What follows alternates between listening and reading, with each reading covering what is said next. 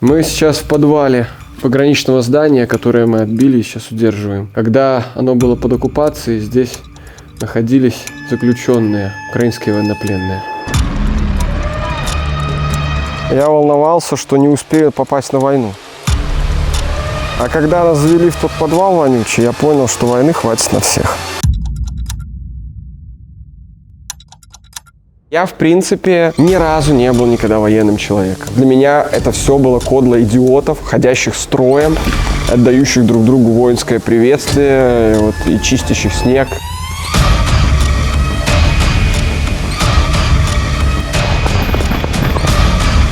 Странная будет фраза, но это Лукашенко ведь создал полк Калиновского.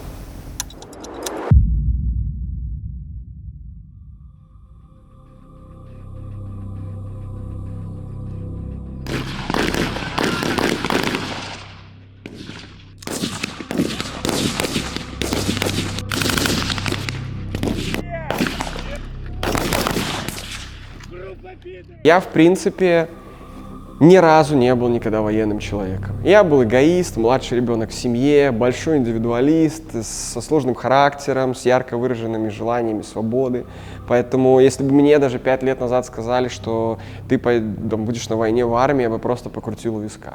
Потому что для меня это все было кодло идиотов, ходящих строем, отдающих друг другу воинское приветствие и чистящих снег. Жил жизнью очень праздной. Очень праздной, эгоистичной, много нервов тратил своим родителям, потому что менял работы, менял страны, жил и в Польше, и в России. Был абсолютно аполитичен, мне было более чем наплевать. В 18 лет я только думал, где сцепить девчонку, чтобы она мне дала. Вот это были мои интересы. Я, в общем, жил по позиции «моя хата с краю». Все, меня не интересовало ничего, кроме себя любимого.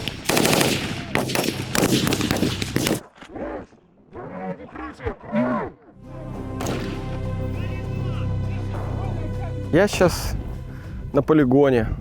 Большой полигон, много здесь солдат занимается. Мы готовимся к важному заданию. Готовимся уже 3 месяца. Собрали взвод из разных групп. Я являюсь командиром отделения в составе этого взвода. Тренировки тяжелые, работы много, но мы на финишном отрезке. Еще пара недель и пойдем в бой. Хоть опыта боевого достаточно, но это все было занятие позиции, выведка, оборона, но открытых штурмовых действий еще не было.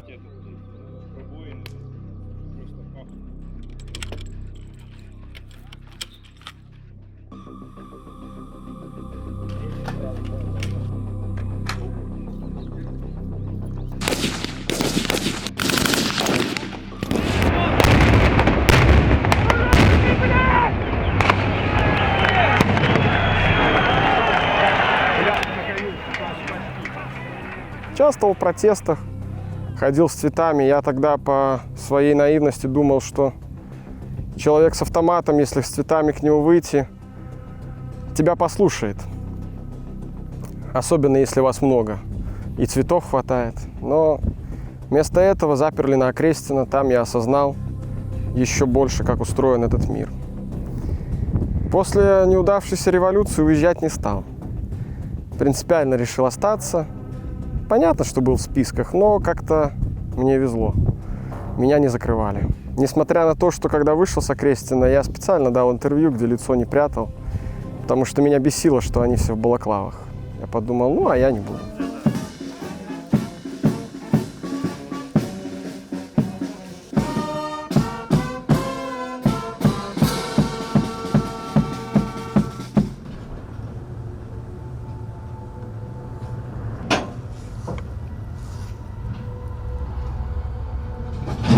У меня была хорошая знакомая, она из России, мы с ней дружили долгое время, и она приехала в гости ко мне, когда уже началась война, я был готов уезжать, но еще не уезжал. И она дала очень краткую, емкую характеристику. Она просто сказала, погуляли по Минску несколько дней, и она, повторюсь, россиянка, на секундочку, тоже не из Европы приехавшая. Она сказала, говорит, у вас тут как будто что-то не так. Вот все хорошо, но как будто что-то не так. Как будто это один сплошной театр какой-то натянутой пружиной.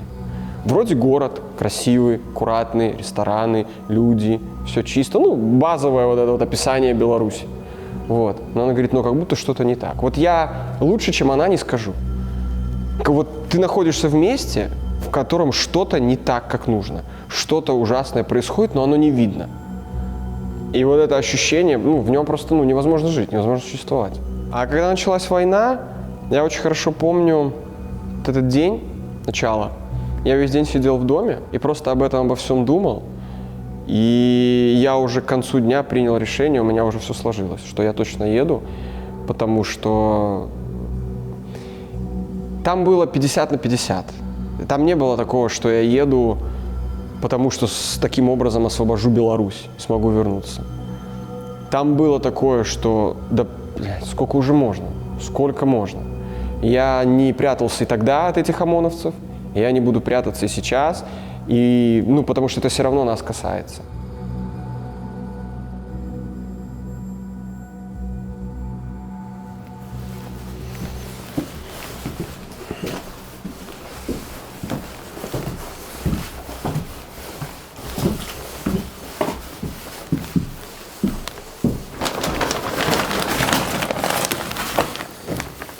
Мы на границе Украины и России. Передовой пост. Это уже считается серая зона, потому что официальная граница там, в 800 метрах, но все это было под ними. Сейчас они отошли, и мы заняли это здание несколько недель назад. Сначала несли посты на 3-м этаже, потом он был разрушен. Вот. Спустились вниз, здание постепенно разбирали, поэтому пришлось баррикадироваться, забивать проходы, заделывать дыры. Но оно еще стоит, поскольку было сделано как опорный пункт в случае прорыва через границу. Вот. Так что оно держится. Дрон.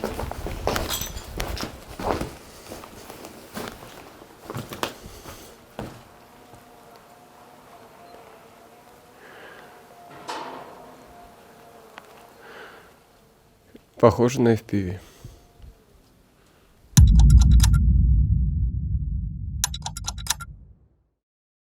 Собравшись ехать в первый день, попал я в Украину только в декабре 22-го. Надо понимать. Плюс я понимал, что это же война, еще не бог весть какая, поэтому представления о том, что со мной там будет, они достаточно книжные были. Это все у меня очень сильно плавало. От каких-нибудь рассказов Ремарка касательно того, что мы просто сейчас сядем в окопы и там умрем, до каких-то киношных представлений, как я бегаю, в кого-то стреляю с автоматом, а в меня стреляют в ответ, потом я режу кого-то ножом, а потом режут меня. Вот что-то такое. То есть это было все очень-очень пространно. И эти все картинки, плюс мое вот это дикое желание, плюс вообще осознание, что я делаю шаг, который обратного действия уже не имеет. То есть это тотальное изменение жизни просто моей, не на 180 градусов, а на 1800. Поэтому все это вместе, да, это был какой-то кураж непонятный, неизвестный. Но это было круто. Я помню, как мы ехали автомобилями прямо из Варшавы до Киева, там была длительная такая поездка, с такими же молодыми ребятами, которые тоже просто едут движевать. При этом не понимая вообще, что нас ждет. Подожди, что-то появилось. Идет с ним? Мы. Да. Попробуем. Первое же наше боевое задание очень быстро показало мне, что меня ждет. Сидя в учебке, я волновался, что не успею попасть на войну, что она закончится до моего прибытия. А когда нас завели в тот подвал вонючий, я понял, что войны хватит на всех. Это было под Стельмахиевкой. Нужно было выходить на ноль ночью, а днем прятаться в подвале. Сырой, грязный, от деревни ничего не осталось. Была как раз ранняя весна, все промокшее, дорог нет, кругом комья грязи и откуда-то трупы мертвых коров. Командир еще пошутил, что это прям фильм «Чистилище». Не хватало только трупов людей. Но они были, просто их быстро убирали. Я не сделал там ни одного выстрела.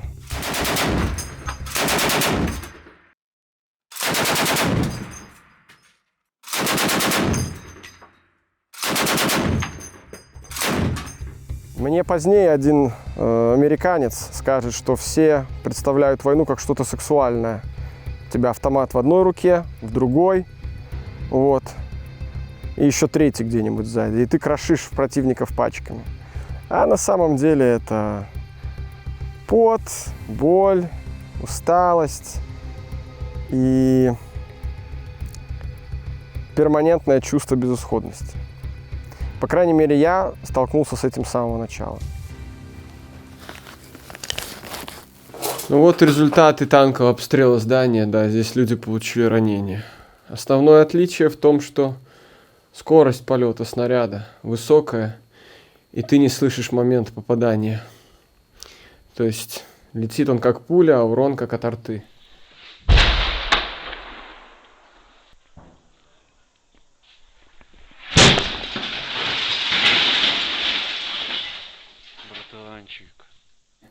Нету характерного свиста, который присутствует в минометных снарядах или в ствольной артиллерии. Поэтому считается очень грозным оружием именно из-за внезапности. Ты не можешь услышать свист и хотя бы прилечь, занизить силуэт, чтобы хоть как-то скрыться. Поэтому люди здесь находились и даже не осознали, что произошло. Огромный грохот, шум, они повылетали в коридор, получили контузии, переломы, но повезло, что попадание было не совсем прямым, иначе, конечно, шансов на выживание нету.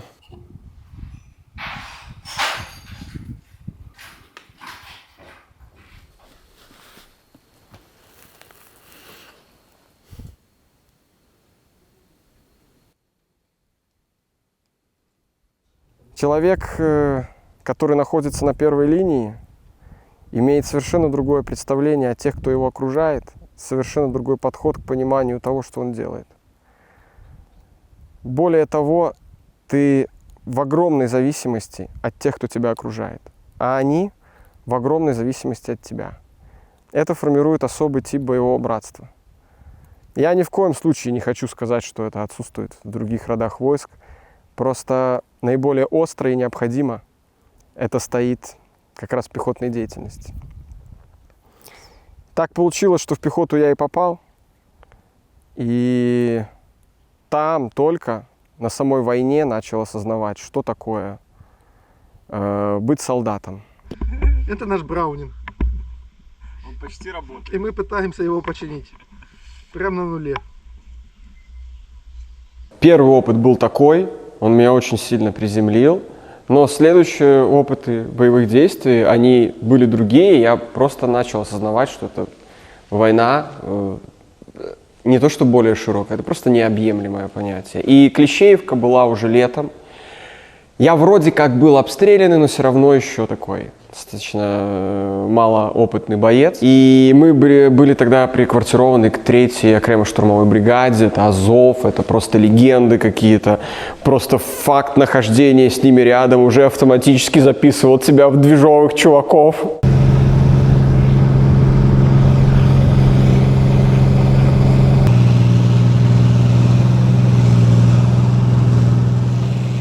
Мы заезжали туда впервые в жизни, там на броне, в посадку, потом передвигались несколько километров по каким-то холмам, по каким-то оврагам, занимали позиции и вместе с ними там работали.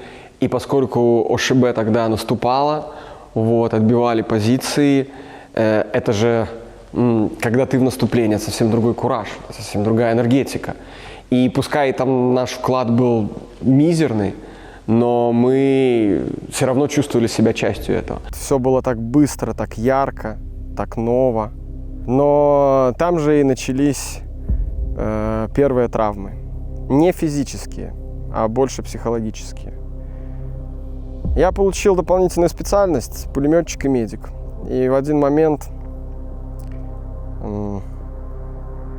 один из украинцев получил серьезное ранение. Он был без бронежилета, потому что жара невыносимая.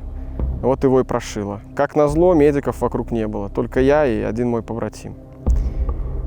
Нас, конечно, обучали, но тренировки одно, когда на руках человек умирает, совсем другое. Мы организовали человек 12 и носилки, и тянули его километра 2 до эвакуационной машины. Там я сказал, что мне нужен его лучший друг, чтобы помогать качать сердце. Вот. Он прыгнул в машину, пока мы ехали в стабилизационный пункт, пытался его откачивать, но он был мертв. По факту мы качали труп. Но я продолжал врать. Во-первых, чтобы обезопасить его побратима и вывести его с боевой зоны. А во-вторых, да я даже не знаю. Я, наверное, сам не мог с этим смириться.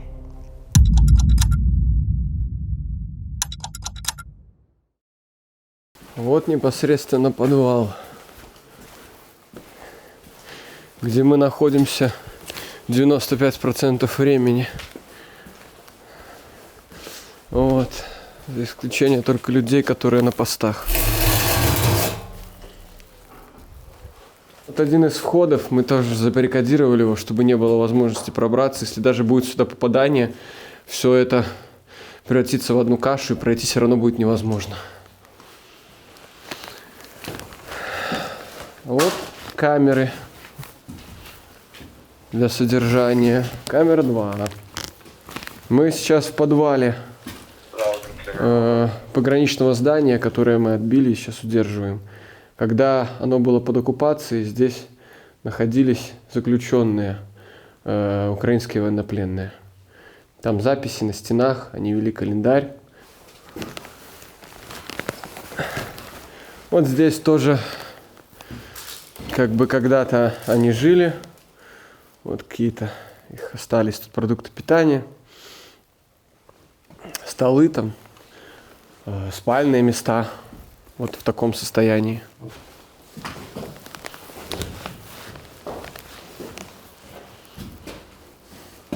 Запах аммиака характерный.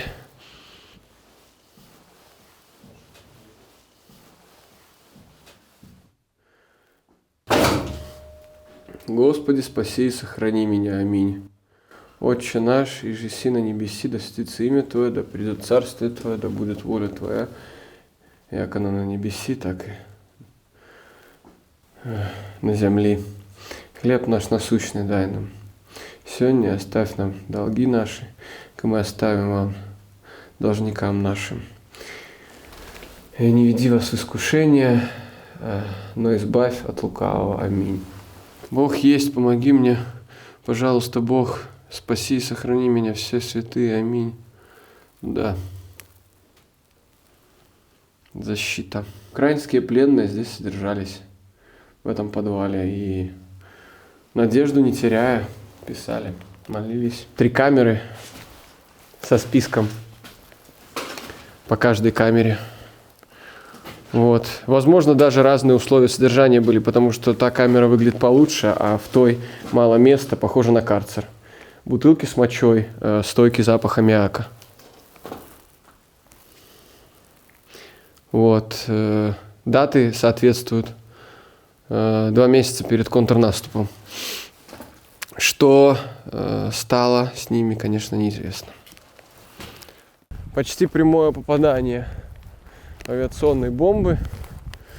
Здание полностью выгорело.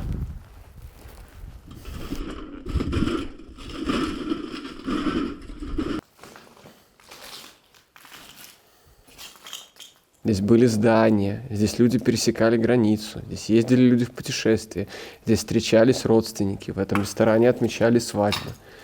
То есть это был мини-городок по сути своей, потому что это был очень важный пропускной пункт между Украиной и Россией. И вот что сейчас он представляет из себя. Это просто какое-то поселение-призрак. И мы таких видели на участках фронта уже очень много. И они все одинаковые. Они одинаково уничтожены, и это уже не восстановить. Один выход — это просто перетащить сюда бульдозеры и сравнять с землей, а сверху посадить поле и вырастить трава и деревья. Наверное. Может быть так. Опять дрон.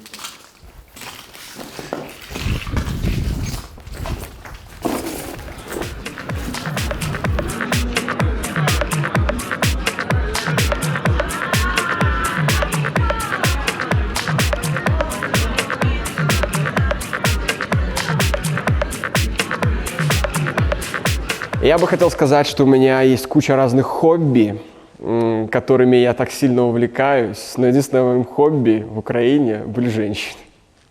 И свободное свое время я тратил на знакомство с женщинами, потому что украинки — это просто невероятно красивые женщины, но дело даже не в их красоте, дело в их внутренней свободе. И я свои отпуска и время свободное я тратил, на просмотр фильмов, потому что, да, у меня есть хобби, я киноман большой, даже блог свой когда-то вел, там, неудачный. Вот, наверное, на просмотр фильмов, на занятия спортом и на знакомство с девушками. И как раз, кстати, в Харькове я повстречал девушку, в которую влюбился без памяти. Прям сильно-сильно. И я очень боялся отношений, потому что, какие отношения с солдатом? Один фронт, второй фронт, а еще убьют, покалечат. Поэтому я просто как-то с разными девушками общался. Это так. Вот. Но потом встретил девушку, и прям у меня любовь-морковь такая пошла. И мы сейчас с ней вместе. Поэтому вот такое. Грешно это называть хобби, потому что какое это хобби? Но вот такой будет честный ответ на то, как я проводил свои отпуска. Мама, приезжай, ты меня забери. И живым, так хоть мертвым, но меня забери. После пары дней в таких окопах чувствуешь себя как рыба в воде. Поняли, да? Лужи. Там, где мы спим. Там лужи. Полное дерьмо. Мы были в каких-то недоокопах, по колено в воде, в грязи, просто страдали. Вообще, это были испытания, это реально был ремарк чистой воды, притом еще разбавленный каким-то стимпанком. Передаем привет. Да. Наших позиций. Но там... Тут у нас пулеметы, но мы их спрятали. Да.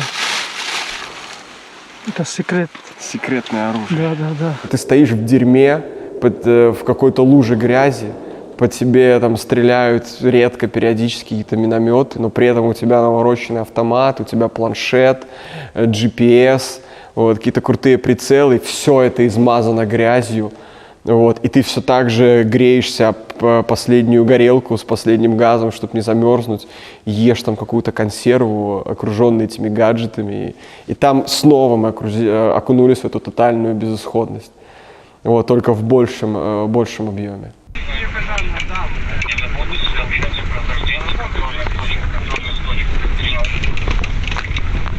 Плюс принял. Сон? Давай. Все, езжай. Блядь, все, езжай. Все. Я от позиции к позиции переходя заводил там друзей. Мне нравилось общаться, знакомиться, а в окопах все такое настоящее и искреннее. Мы обменивались номерами и сохраняли контакты друг друга. Списывались, чтобы узнавать, все ли живы и здоровы. Там в Купинске я познакомился с 2 снайперами. Они подходили друг к другу идеально. Один холостой, болтливый, его звали Влад, как и меня. Второй серьезный, женатый человек, был юристом и имел свою пасеку. Первый всегда говорил, второй всегда молчал. Мы подружились, а спустя пару месяцев я позвонил им, чтобы встретиться, но один из них уже погиб. Такое, в принципе, преследует нас здесь постоянно.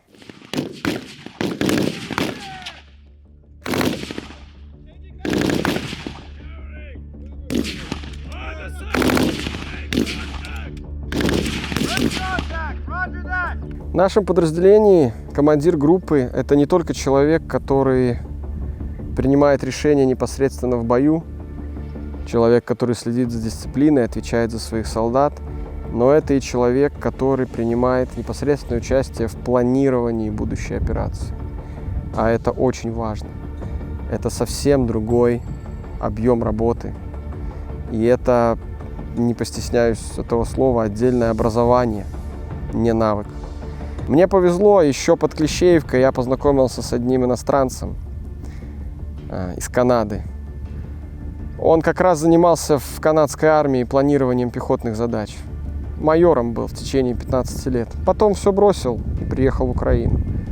Он стал моим ментором. Начал учить меня тому, как подходить к планированию задач. И в следующей кампании я начал применять эти навыки. Нашей группе предстояло держать здание в серой зоне на границе и готовить оборону к последующему прорыву с нашей стороны. Солдаты, снова выступаем. Держать оборону 3 суток. Такая задача. Мы там были, вы это умеете. Слава Украине! Героям слава! Живе Беларусь! Живе вечно! Грузимся.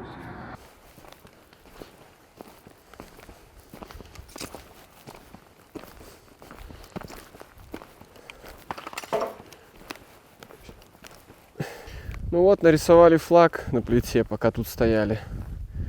Сейчас снова отошли, мы заняли эти позиции. Вообще, это, наверное, квинтэссенция войны. Вот кто хочет понять, что она из себя представляет, вот, пожалуйста, оглянитесь вокруг. Больше ничего она из себя не представляет. К чему это все было нужно? Чтобы потом все равно отступить. Если бы они удержали эти позиции и сделали их своими, как обещали. А нарисовать можно многое. Сейчас отступили, вернулись на свои границы. То есть вся операция была тщетной по попыткам зайти в Харьков. Кроме разрушений и потерь, здесь они ничего не добились. Так что позиции мы вернули. Точнее, то, что от них осталось. Работа была тяжелая, но здесь я осознал фразу, которую он постоянно мне повторял. У него была пословица «White boards win wars», что войны выигрываются на белых досках.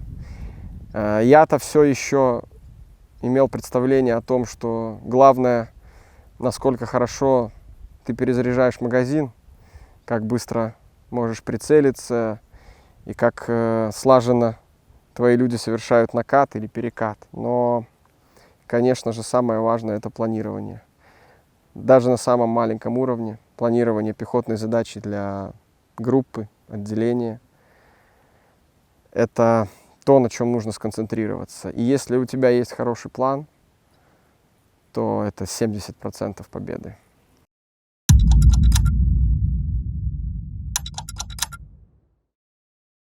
Уже после этих 2 лет убежден, я так заявлю, что командир – это отдельная специальность. Это отдельный навык, который нужно развивать чуть ли не всю жизнь. Это принципиальная разница, потому что ты должен быть пассионарием в некоторой связи, ты должен вести за собой людей, ты должен вселять уверенность не только в себя, но и в других. Ты должен чувствовать коллектив, ты должен нести ответственность за них, потому что решение... Конечно, когда ты рядовой боец, ты тоже несешь ответственность за всю группу. Если ты допустишь ошибку, то могут пострадать и твои побратимы. Но ты не глобальный, как в НАТО говорят, decision maker. На тебе нет вот этой ответственности за то, куда ты отправишь 7 человек или 9 человек, и что они сделают под твоей командой. То есть ты должен четко чувствовать людей, ты должен уметь держать их, ты должен уметь давать им приказы, ты должен уметь понимать их, ты должен заставить их верить в тебя. Поэтому это просто разница между солдатом и командиром, она невероятная. Как я сказал, это отдельная профессия. Мне очень нравится ее осваивать. Мне очень нравится, что у меня не все, конечно, но хотя бы что-то в этом получается. Мне нравится то, какой я в этом. Мне нравится то, как это заставляет меня расти, как это заставляет меня развиваться как личность просто, как человек, как мужчина, потому что быть командиром подразумевает, что ты должен развиваться как личность, потому что иначе ты просто дерьмовый командир. Зеленая точка должна идти у тебя ровно по нижнему краю мишени, по верхнему краю палеты. Стрелять будешь короткими очередями. После каждой короткой очереди ты ждешь, я буду тебе говорить. Влево, вправо или вверх, вниз. Заряжай. Хорош. Первое попадаешь, дальше идет вверх. То же самое место, очередь.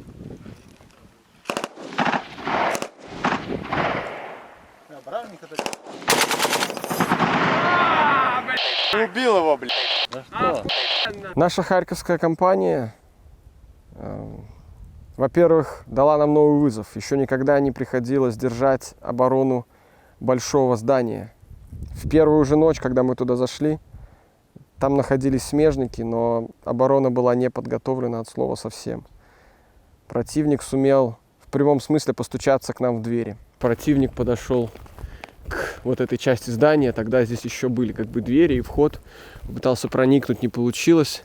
Мы поднялись все по тревоге, затихарились, поскольку уже было принято мной решение, как командующему обороны этого здания, не выдавать ни количество людей, ни вооружения, а ждать, что будет дальше. По итогу они отступили и, видимо, решили, что нас здесь немного. Поэтому ночью отправили спецгруппу, 18 человек примерно, чтобы нас штурмовать. Мы их обнаружили с помощью тепловых дронов, подготовились и затребовали минометный артобстрел. Вот. Один из минометчиков, надо отдать ему должное, попал так четко, что уничтожил их командира. Это мы тоже узнали по перехватам. Их отряд из 18 человек, подготовленных, полностью потерял боеспособность в результате потери командующего. Я все смеялся с фразой, что на войне год за 2, год за 3, год за 5. Я скажу так, год за 10. Потому что на войне, а особенно в пехоте, все риски увеличены 10-кратно.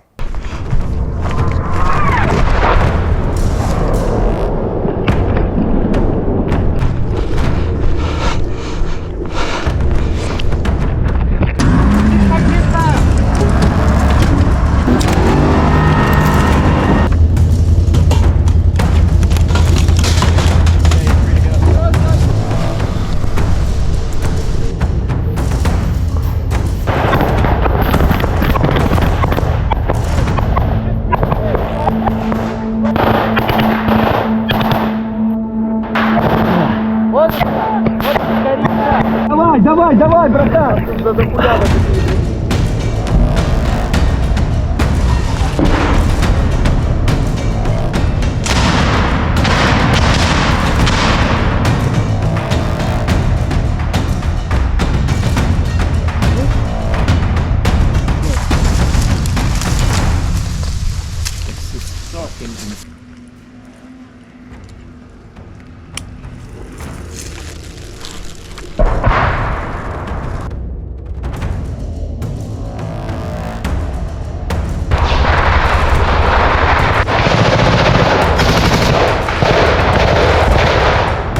Давай, брат, давай!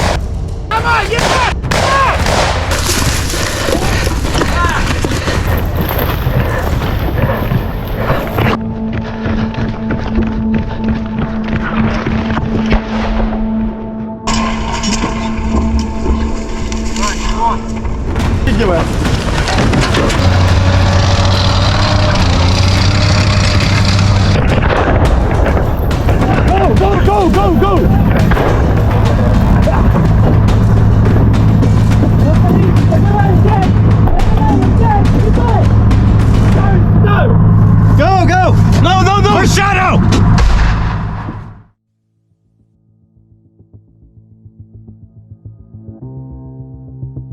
Ротация была тяжелая, длительная, вот.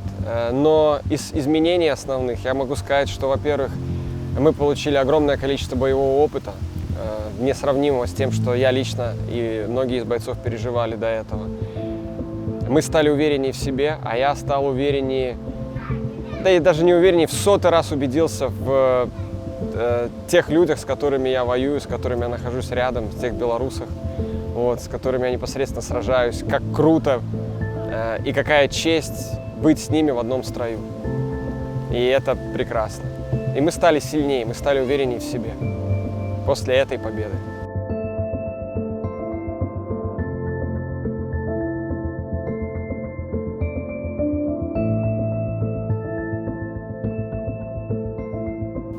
Это будет очень забавно, но ведь в какой-то степени руководство Беларуси сделало меня солдатом. Я ведь солдатом не был. Я ходил с цветами в 2020 году. И я, видит Бог, искренне верил, что это возможно. Если вас много, вы едины, вы общаетесь, то возможно найти компромисс, возможно сменить руководство и возможно начать жить по-новому, без крови. Но меня с 9 по 12 августа очень быстро научили в Окрестино, что кто сильнее, тот и прав, по крайней мере в их мире. Но если по таким правилам они играют, так вот я приехал и выучил, как играть на их правилах. И я думаю, выучил даже лучше, чем они. Поэтому это вот такой парадокс. Это странная будет фраза, двояко будет звучать, но это Лукашенко ведь создал полк Калиновского. Потому что не было бы этих людей, если бы не было диктатора, который все уничтожает и верит только в режим силы. Возможно, эти люди занимались бы другим. Я бы точно занимался другим. Но уже как есть.